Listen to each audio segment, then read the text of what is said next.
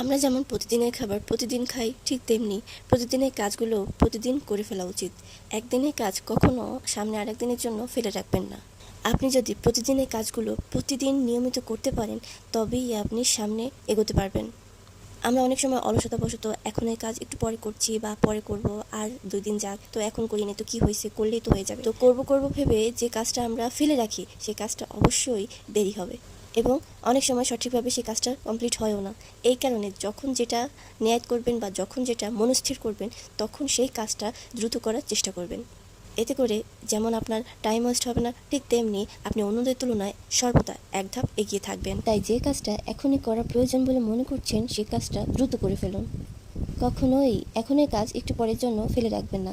এতে করে আপনার সেই ফেলে রাখা কাজটি কখনোই দ্রুত সম্পন্ন হবে না। সর্বোপরি জীবনে ভালো থাকার জন্য কাজ আপনাকে করতেই হবে। আপনি যত বেশি কাজ করবেন, তত বেশি অন্যদের তুলনায় এক ধাপ এগোতে থাকবেন।